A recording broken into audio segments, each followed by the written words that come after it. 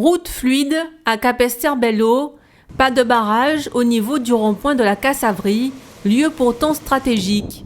Un centre-ville calme, pas de trace d'une quelconque mobilisation si ce ne sont quelques personnes faisant partie des rares manifestants à avoir répondu à l'appel du maire. Joël Beaugendre avait invité les Capestériens à se mobiliser aujourd'hui pour réclamer la restitution à la commune des principales usines de captage d'eau exploitées par le SIAG. Dans différents quartiers, les coupures d'eau sont légion.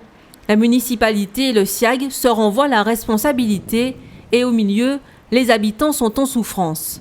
C'est un problème crucial. Il ne faut pas qu'on cherche vraiment qui est responsable, qui n'est pas responsable. Le problème, c'est le problème de tout le monde. Il faut avoir de l'eau dans le tuyau.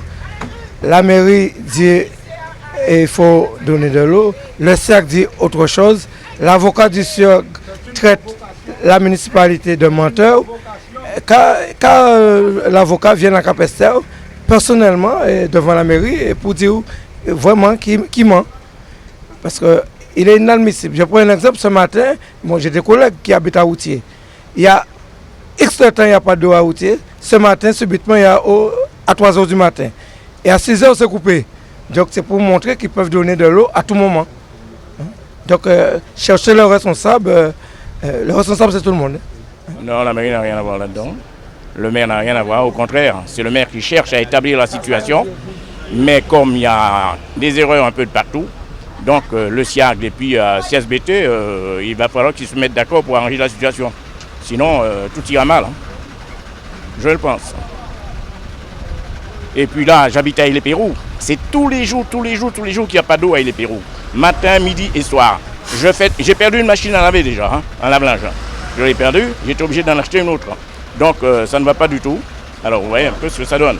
Il faudrait qu'ils se mettent autour d'une table et de discuter normalement. Il ne faut pas voiler la face et dire que c'est X et Y.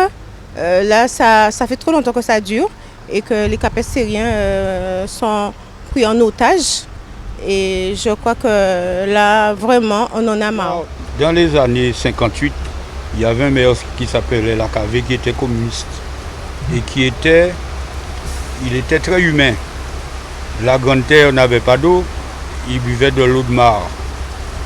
Et Capesterre, étant donné que c'est le réservoir de la Guadeloupe en eau, donc M. Lacavé, pour faire plaisir à ses amis communistes de la Grande Terre, Pointe-à-Pitre, Port-Louis, Lance-Bertrand, il a initié 2 usines. Et c'est pourquoi qu'on se bat maintenant.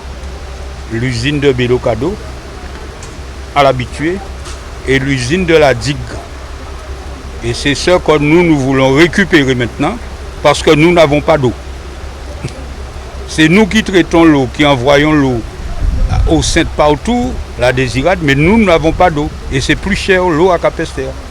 Tout pourrait-il rentrer dans l'ordre si les usines étaient rendues à Capesterre-Belle-Eau? Pour l'instant, le SIAG refuse cette solution. Le syndicat estime faire ce qu'il faut pour fournir la commune en eau. Selon lui, ce serait à la municipalité de s'équiper pour alimenter les secteurs les plus reculés.